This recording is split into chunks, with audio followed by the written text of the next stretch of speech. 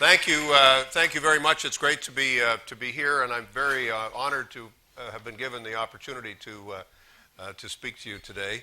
I wasn't quite sure how much at home I would feel, because it's been a while since I've been back at a professional gathering like this, and I'm very self-conscious of the fact that all of you are extremely experienced practitioners, and I have a lot to learn from you as opposed to you having very much to learn from me. But when David McCutcheon talked about the fact that the organization was both profligate and over-exuberant, I knew that I was right at home and would have no problem mixing in with this group. I've led two political parties that would fit that description to a T. So it's great to be here and have a chance to chat with you. I'm not going to give, you'll be surprised to learn, an academic presentation. I sort of feel that mediation and ADR more broadly is something that I've been doing for much of my life, and for a significant part of my life I've done it professionally, and I guess I have some lessons and conclusions and experiences that I'm happy to share, but I just have to tell you, for many of you, that I'm now not only speaking to you as a former something, I'm now your current competitor. So you know, you will have your own views about how that plays out. One of the things that I am proud of in public service that I've been able to do is, whenever I had an opportunity as in government or in opposition and making some recommendations for change, I was a big advocate of expanding the scope of ADR and recognizing its importance in attempting to solve and resolve disputes in a way that's accessible to litigants and accessible to the public. I would just make the observation, and I've just taken on a case with ADR Chambers that's scheduled for the spring, and listening to the lawyers talk about how this case was intended to proceed, I said, I thought this sounds a whole lot more like a trial than it does like a process in dispute resolution. So we have our own issues to deal with as the process becomes more formal and more complicated, and as we take on more and more issues that would otherwise be held in court. We really are not simply becoming an alternative form of dispute resolution, but almost a parallel form of dispute resolution, which I think has its own dilemmas and challenges in terms of the initial idea that this would be speedy and cost-effective.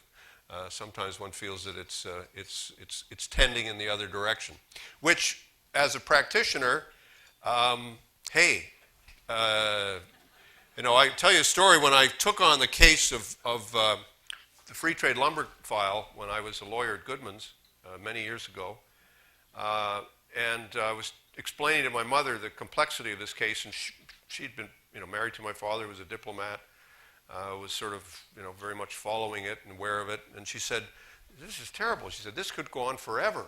I said, "Well, you know, there's always that prospect, Mom, and there was a time when I thought that was a bad thing, but right now it's, you know, looks to me like a pretty good option." I thought I would just try and say two or three things about my experiences, and then say in conclusion something about the current work that I'm doing on Aboriginal issues, and then have questions and answers. If you'd like to ask questions or comments or anything you'd like to say, or give me a referral, whatever, I'm more than happy to engage that way. I have not written much about this, but I have drawn a few conclusions from my experiences as a negotiator, as well as a mediator and as an arbitrator, somebody who watches disputes happen. So what I'm going to say is really quite simple. The first one is that conflict is natural, and we should not be constantly attempting to avoid it. We should recognize that it's a fact of life. And it is an extremely important part of human organization. I think somewhere in the Canadian psyche, I think somebody once suggested that the word sorry occurs more often on the Toronto subway between 7:30 and 9:30 in the morning than anywhere else in the world. As Canadians, we like to think of ourselves as being a non-conflicted people, and we often come from cultures which regard conflict as somehow unhealthy and a bad thing. Now, I'm not saying that conflict is a wonderful thing, because if left untreated or undealt with, it can itself create its own pathologies and difficulties in organizations, in business, in marriages, and whatever context in which we see this taking place. But the fact of conflict is usually a reflection of a simple fact that people have different points of view and come to issues from a different perspective. And when you think about it, a world without conflict is, politically, we'd call it a dictatorship. It's a world in which people are not allowed to express themselves, are not allowed to be themselves, and are not allowed to put forward their own point of view. So when we look at the resolution of disputes, whether it's by negotiation, whether it's between the parties themselves coming to terms with how they want to do things, or whether it's in the form of some kind of dispute resolution, which takes the form of mediation or takes the form of an adjudicator or an arbitrator handling the dispute, we're dealing with a necessary form of human activity that then requires some capacity to manage the conflict. So we're not talking about conflicts disappearing. We're talking about conflicts being managed. And you have to understand that, I think, that first step, to get people comfortable with the fact that there is a conflict and that really there's nothing wrong with that. What's wrong is when people are unable to manage it to overcome the nature of the conflict. So that's lesson number one. Lesson number two is that it's always a lot easier to negotiate in front of a mirror. A lot easier. And one of the things that I found in getting political advice or getting advice about a particular situation is advisors will tell you, or in my old life, handlers will tell you, if he says this, you say that. And you sort of say, you want to do this? You think you can, okay, but you've got to realize that you're not dealing with a mirror. And you are dealing with someone else who has an alternative point of view, an alternative interest, a different way of looking at things, and they are coming from somewhere as well. Now, this may seem extremely obvious, but I find so often with clients, in all kinds of situations, people who perhaps have a tendency towards what Theodore Adorno once called the authoritarian personality, to think that there's one way of looking at the world and it's my way, and then there are other ways and it's the wrong way. And why don't they understand this? Why don't they get this? What's their problem with that? And that inability to deal with conflict is really an inability to deal with diversity and with the fact that people who live differently think differently. And so you really, really, really have to convince people to, for a moment, try and see things the way your adversary or your partner in conflict, however you want to describe them, how they are seeing things. And that is a hard thing to do. It sounds so obvious, but it's very difficult. And one of the realities of life is that the biggest mistake we make in human communication in any organization is the mistake of assuming something, assuming a common set of understandings, assuming a common factual basis for which to carry on, assuming a common cultural perspective, even assuming a common language. And I think that in marriages, perhaps we will all understand, certainly I can give lots of examples where one starts a sentence saying, well, I assumed you knew that. I mean, I thought we talked about it, or, and my wife will often say, well, I might have been sleeping when you talked about it, but I'm not aware that we actually talked about it. And so this is so common. In every organization I come into, you often have to say to people, have you really talked this through? And do you understand the assumptions that the other person has before you conclude what you're concluding? And that is really hard to do. So whether we go to the Harvard, any model of there's no magic to this. There's no gimmick that solves the problem. But understanding that someone else has a different perspective than you do and that they're actually coming from a very different place is absolutely central to what we try to do. And often it doesn't happen. And it isn't something that people engage in naturally. Another easy lesson that I've learned that I've always tried to encourage in negotiation and in mediation as well is a very simple idea that was expressed to me by a very close friend who's a very successful developer in the city. And I was saying to him, can you tell me some of your lessons from negotiating? Because he negotiated his whole life, very successful commercial guy. And he said, yeah, I'll tell you he said, my most basic lesson in life, in negotiating, is always leave something on the table. I said, what do you mean? He said, most type A personalities think that if you go into a conflict and you don't get it all, or you don't get everything you think you were entitled to, and the other guy's getting something you don't think they're entitled to at all, that somehow you failed. It's not a success. And that success is defined by your ability to grind your opponent into the ground and by the fact that you're able to take all the chips and walk away. Now, that might work if in life you only did one transaction.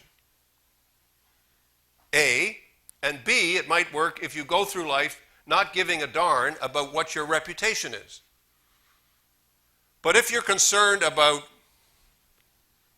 your reputation over time, and if you're concerned about your ongoing relationship with whoever you're dealing with, then I have to tell you, leaving something on the table is always a good idea, because it ensures that the other person doesn't feel that somehow they've lost out in the discussion, or they've lost out in the negotiation, or they've lost out in what it is you're trying to do. It's so difficult. It's easy to say and easy to describe, but it's so difficult to do in the win-lose culture which we all work in some way, whether it's in business or in politics or in public policy defined. Those successes are defined as your ability to get what you either promised you were able to deliver or thought that you richly deserved.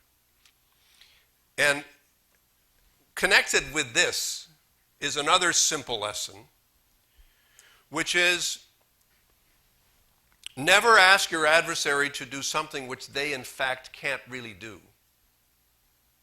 Even though they might be in a psychological position where you've actually achieved the kind of the alpha male in the room phenomenon, and you've got the upper hand. Always remember that if there's any process of ratification or any other further discussion that has to go on, you've put your opponent in a position where you're actually asking them to do something which they can't do. And I can tell you honestly that I have made that mistake both in politics and I've made it in some negotiations. And it's only when I really thought about it and was forced to kind of recoil that I realized that this was kind of impossible, because I was asking them to do something which they couldn't deliver. And whether it's international issues or international mediation or whatever, I mean, of course, the greatest, probably most difficult and endurable conflict, there are 3 or 4 around the world that I suppose every mediator would say, let me at this one, I can really solve it, whether it's Pakistan and India over Kashmir, or whether it's the Palestinians and the Israeli government over questions of how they're going to live together and how that relationship will evolve. I've always been struck when talking to some of the principals in the discussion that they really haven't yet got to the point where they can resist the temptation to ask them to do something which is just too difficult for them to do. And sometimes that's why disputes can't be resolved or aren't yet resolvable. Because in fact, neither side is prepared to draw back sufficiently to say, I have to accept something which I really don't want to accept, but I have no choice but to accept it. Finally, I just want to say a word about some of my current ongoing work. Doing work as a negotiator on behalf of the Matawa First Nations in northwestern Ontario and in the area known as the Ring of Fire. And then in British Columbia, I'm working as the chairman of a group of First Nations that have concluded a successful negotiation with a Chevron Apache for the creation of a partnership that will go forward and maybe one day build a natural gas pipeline to the West Coast. And I would just add those lessons to those lessons. I would add a further one, which is you have to understand the difference in the concept of time between a commercial dispute between two companies that are interested in resolving a difference of opinion about who owes what to who, and a relationship that is fraught with different versions of history, different understandings of how people got there, different awarenesses of cultural differences, and how this is something which Canadians really have to learn how to come to terms with. Throughout the 1960s and 70s and 80s, and even up till today, our national story has been a lot about the relationship between French-speaking and English-speaking Canadians, between Quebec and the rest of the country. And we've gone through our ups and downs in trying to understand, what is the meaning of this movement, or how can we resolve some of these issues. We have, parallel to that as a country, and long predating it, had an ongoing relationship with those who were here, those who have been here for thousands of years before European settlement and before any kind of immigration took hold. And I think you'd have to say that looking at this relationship, it has been one that has serious problems associated with it, very real problems associated with it, because we didn't recognize the authenticity of the other. We didn't respect the culture. We didn't understand what was taking place, the level and degree of trauma which we were inflicting on people. We have still not come to terms with a great many of these things. The Prime Minister gave a very heartfelt apology for the residential schools tragedy. But I don't think that we've been able to follow up that apology with the kind of action which would make people believe that that apology is actually real and one that has substance. And so all of the kind of lessons that I've tried to put on the table apply to this situation, but there also is one other big one, which is a respect for differences of time and timeliness and why things take so long. And I think it's very hard for governments and for businesses to come to grips with the fact that things take time. In the case of the Ring of Fire, you have a body of ore that's been discovered that is about 350 kilometers due north of Nakina, which is sort of where the road stops. And it is a huge discovery. Geologists say that it's as big a discovery as the nickel and gold finds in the Sudbury Basin, which took place at the beginning of the 20th century and which really transformed the development of what we then thought was Northern Ontario. But we now discover that Northern Ontario actually goes way up to James Bay and goes way up to Hudson's Bay, and it's a very big place. The population of the group that I represent, 9 First Nations in this region of the province, is about 10,000 people, a good portion of whom do not live on reserve. They live in Thunder Bay or somewhere else. So, you know, if you look at the relative size of the area, the very tininess of the population, and you have a couple of big mining companies coming in and saying, well, we found this thing, now we got to build the road that's going to get, and all of a sudden they're facing elders and communities that are saying, what do you mean, what kind of a road do you want to build? And, you know, that's where I hunt, that's where I fish, you're going right across where my ancestors are buried, and all of a sudden the companies are having to come to terms with a very different world than one that perhaps they would have anticipated or expected. And similarly, governments, we in Ontario have not exactly been models of sensitivity in terms of how we've handled the relationship. Even the treaties themselves, which we speak to now. Treaty number 9, there's a wonderful book that has been written about Treaty number 9, and the author discovered a diary of the Treaty 9, as all of you will know, was signed by the Government of Canada, the Government of Ontario, and the First Nations. And the historian found a diary that was kept by the Ontario negotiator, who they went on basically a canoe trip one summer, having negotiated the treaty between Ontario and Canada, saying this is what we can live with, this is what we'll do. They then proceeded to take the piece of parchment, put it in a canoe, take the train up to where the train stops, and get out and start portaging and canoeing up past where First Nations people were living. And they met people and said, you know, have a dinner of welcome and a sort of a ceremony, and then present the treaty and say, now you've got 24 hours to think about whether you'd like to sign this. Remembering that most of the First Nations people who were there would not have spoken any English. The only people who would have spoken some English would have been the traders or the representatives of the Hudson's Bay Company or other companies who would have a knowledge and who would be there as sort of the useful intermediaries. And in the diary which describes this process, and at the end, the next day, there are those who sign it by putting their hand on the pen that's held by one of the commissioners, and an X is made on the document. Now, most of the people in this room are lawyers. You couldn't sell a vacuum cleaner that way in Canada today. You couldn't do it.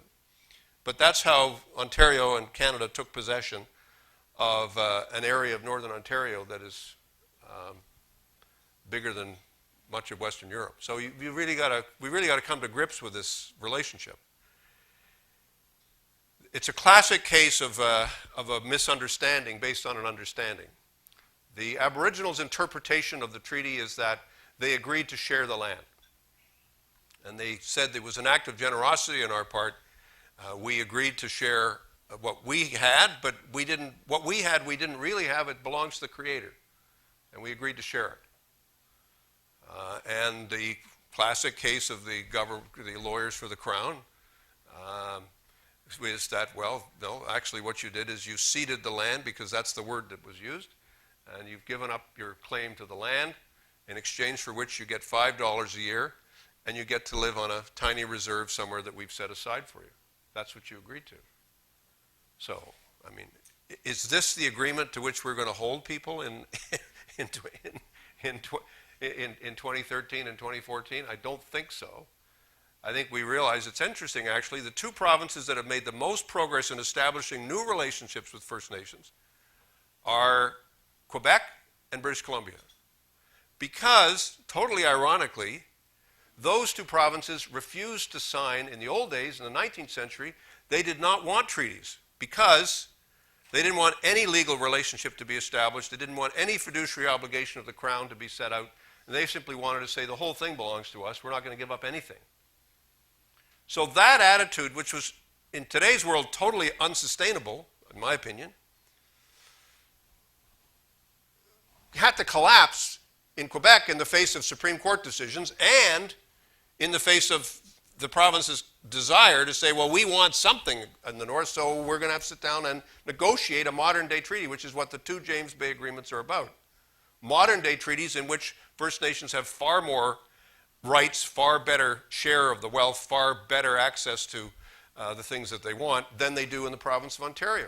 You can see a line, the line between prosperity and abject poverty is the provincial line between Quebec and Ontario. It's astonishing. In British Columbia, the same thing. And then the Premier of British Columbia, Gordon Campbell, went through an extraordinary transformation in his position.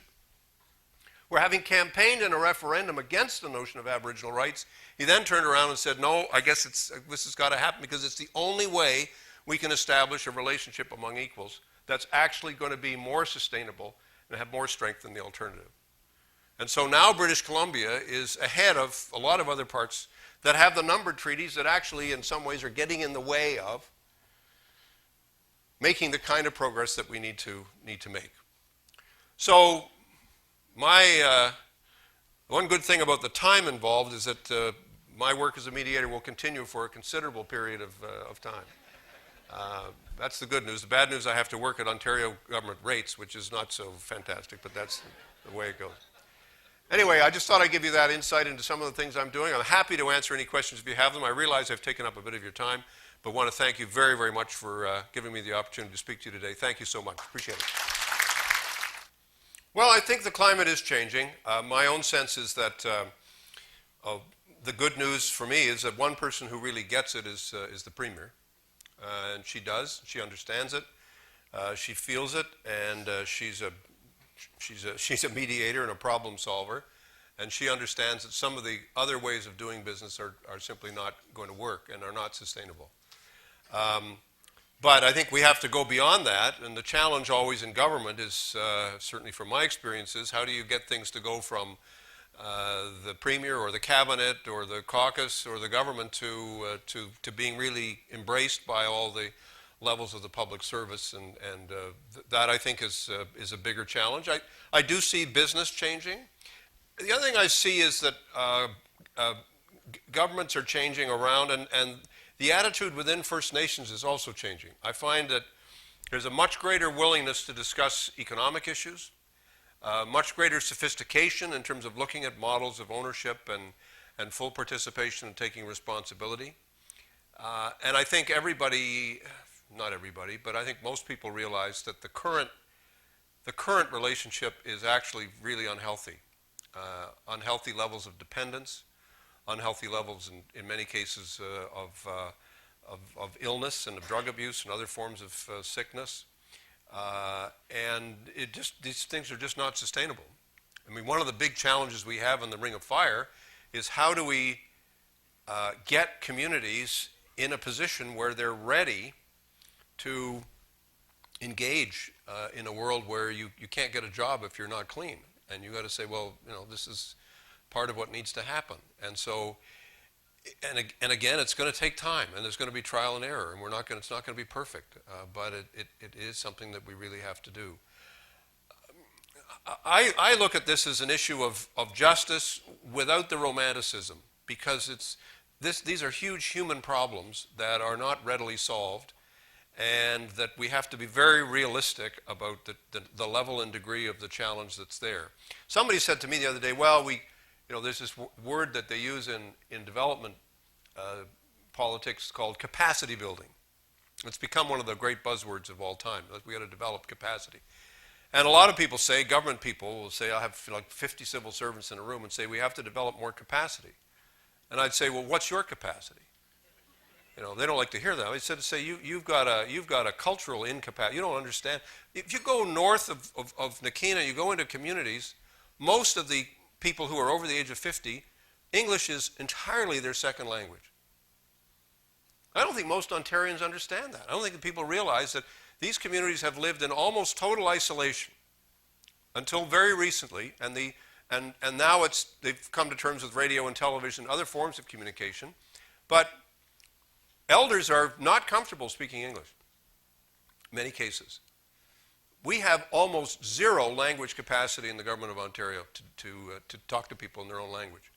We don't teach them in school. We don't, it's almost impossible to get access to language courses. It's very difficult. People say, well, why would I learn that language? It's, it's a dying language. It's not going to carry on. But the reality is these languages are going to be living languages in this province for a long time to come. And so you really have to say, this is something that we got to work on. You can't understand people unless you understand a language. I don't speak the language. But at least I know I don't understand it.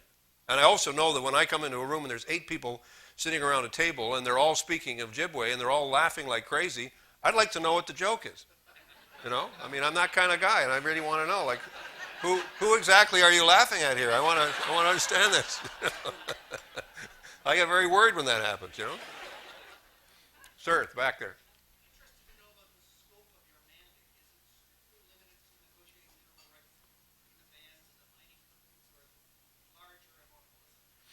It's larger. I'm not sure it's as holistic as my clients would like, but it's much larger than that. We are mandated to, the Premier of the province and the First Nations have exchanged letters in which we've agreed to appoint negotiators, of whom I am one and Frank Iacobucci is the other.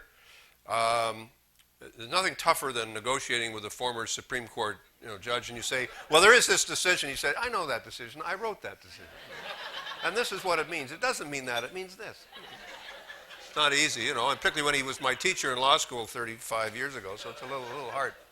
But he's a wonderful man, so on that level we have just no problems. But it's to look at the relationship between the government of Ontario and the First Nations in this area, and it's to look at environmental assessment, infrastructure, and the building of infrastructure. It's to look at the real conditions on reserve. It's to look at revenue sharing, and it's trying to look towards some new government-to-government relationships that people are aspiring to.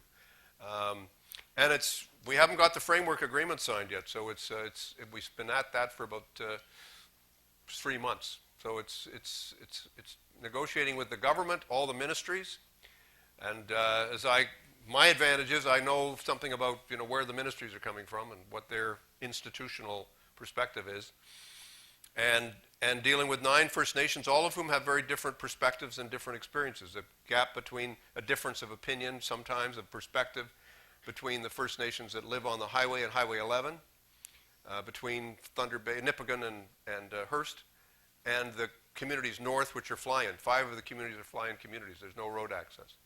So they're closer to the mine site. So they have a slightly different perspective, but they've all agreed to touch wood, or whatever that is. Probably chromite or something that comes from it. They've all agreed to work together. So that's the positive thing. Yeah. Well, it takes time. I mean, my approach is a lot of the work that I do, I mean, I'm a negotiator, but a lot of the work that I do involves mediation among different clients, so that we can then develop a position that we can take into the discussion. And that's a challenge, because there are different perspectives. And we also have to understand that in my opinion, this is going to get me into trouble somewhere, but I'm going to say it anywhere. One of the really bad things about the Indian Act is that it's put everybody into these little 200, 300 person cages. And you can't, and the councils and the chiefs, they don't like the Indian Act, but they also like the fact that they have a position of power and responsibility, and people who have power and responsibility don't like to give it up. So I'm of the view, and this is not my mediator view, but it's certainly my policy view, is that the Indian Act needs to be blown up, because it's created a pattern of dependence and division that is just entirely unhealthy and won't work in terms of moving things forward. So, and I can see the government repeating the pattern, even in terms of their proposed Education Act, which the government of Canada is just proposing. It's the same thing. It's saying, if you don't meet our standard, we're going to take it over. Well, how successful has that been to have the government in Ottawa saying, well, we're going to take over a school somewhere in northern Manitoba because your results aren't as good as we thought they should be. It's preposterous. I mean, we wouldn't, no school board, no school anywhere else in the country would accept that as a principle. So why would you think First Nations would accept it? And yet that's built into the Act. That's the model that the Conservatives are putting forward. It's entirely unworkable, in my opinion. Sir?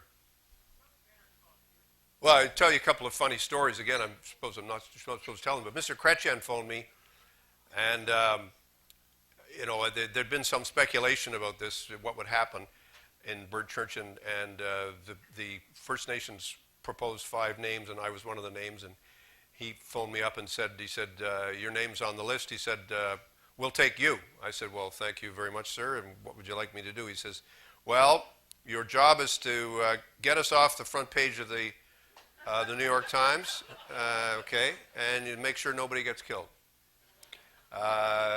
And one thing that was very real about that is that I knew as soon as I went there, and I had a young lawyer from Goodman's with me, and I said, you know, you've got to be ready for something very different from any other, I suspect, any other negotiation you've ever been in.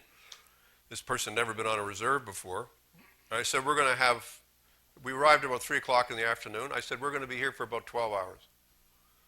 And he said, what? I said, no, 12 hours? I said, yeah, 12 hours. And sure enough, 3:30 in the morning, we agreed that we'd meet the next day. Culture, the elders had to have their say. We had to have a meal. We had to exchange histories and stories, and everybody had to sort of get around it all and work through it. I think what happened with me was I met with the Fishermen's Union leaders after a huge meeting. There'd been a meeting of about 4,000 people, of Acadian fishermen in the local arena. And that was an interesting experience to be, and luckily I'd been Premier of Ontario, so I knew 4,000 angry people, that's okay, I can handle that. I had 12 million before, 4,000 is not so bad. But they were agitated, and I think the fact that I demonstrated a certain understanding for what their concern was, and assured them that somehow questioning their livelihood was not what was at stake here, I think may have helped. I think also that my private meetings with the Fishermen's Union, I said, look, this is not going to get resolved overnight. There's not going to be a magic agreement, but we all have a responsibility to de-escalate this thing. And Mr. Mercredi was there, Ovid Mercredi was there with me, and he had very much the same message to bring to the First Nations, that this was not worth getting killed over. But there were a lot of guns around. I mean, everybody had a gun, so it was not an easy situation. Yeah. The fact of the matter is, First Nations don't have any money. So one of the first things you negotiate is how are we going to fund the negotiations? And that's the issue. I mean, to me, it's like saying, you know, how else are you going to fund these things? Where else is the money going to come from? One thing I would like to do, and it has nothing to do, let me make it clear, nothing to do with what I get paid, but does have to do with the resources that we have available, is to create a funding process that's more neutral, and that's where one isn't simply going cap in hand to government saying, you know, can you give us this for that? But, you know, we should have a better ability to kind of get out from under that, because it's not healthy in terms of, and also not healthy in terms of understanding what the dimensions are of the negotiation. Sometimes people will say, well, you know, we're paying you this much, and we're paying, you know, you want to have how many advisors? And I say, well, you've got an entire government here. You've got every resource available. You can call up some official mid-level in the Ministry of Finance and say, give me the numbers on, you know, revenue sharing, you know, do me the comparisons. I've got to go out and pay a consultant. I've got to get the information from a university. I've got to pay a professor. I've got to get all this stuff got to be done that way. Otherwise, we can't just use the information you're providing. We have to get our own information. And, you know, governments aren't necessarily, they say, well, we're here to protect taxpayers' money, so why should we pay for it twice, that kind of thing. You have those very lively discussions about how this is actually going to get done and how it's going to get funded. One of the dilemmas that many First Nations face is because they don't have any money, companies will come along and say, well, we'll help you. And for what seems like a large sum of money, but really isn't a large sum of money when you look at how quickly money gets eaten up and consultants' fees and other things that have to get done. Say, you know, if you agree to something, we'll keep funding. And that creates, I think, a real problem in terms of the power of the cash. And that's something that we all have to look at. You're getting anxious, Jim. I'll take one last question because this fellow's over in the corner here. You know, there absolutely are. And I would say that some of the things that I've said as lessons to be learned, I didn't necessarily practice all the time as a politician. I did some very successful negotiations as Premier. I'm very proud of a lot of what we were able to do. I had one spectacular non-success, which was the social contract, which did not result in a successful conclusion. And as a result, my name, you know, Abraham Lincoln only has one day named after him. I had 12. So you learn from your mistakes. And I think one of the things that's hard for people in public life is to admit that they've made mistakes. And I would certainly say the social contract was a noble idea, and it was a necessary effort to get to a better place. But we should all learn something from some of the things. And in the end, I think if you're asking unions to give up something, it's sort of like telling the Salvation Army there's no salvation. I think the first person who does that is not necessarily going to be treated well. But I take some comfort from the fact that I still have public servants coming up to me saying thank you. I actually understand what you were trying to do. And in fact, I had one very young person at the airport in Thunder Bay who was, you know, helping me get dressed after I went through the security thing. Said, are you the Bob Ray from Ray Days? I said, yeah, I'm Bob Ray from Ray Days. And she said, you know, I was in grade 3 and we had like an extra week off in springtime, and you know, it was fantastic, and I want to thank you very much for that. You never know. One serious point. I know these guys want to get me off the stage, but it's hard to do. A serious point. Starting out, I'm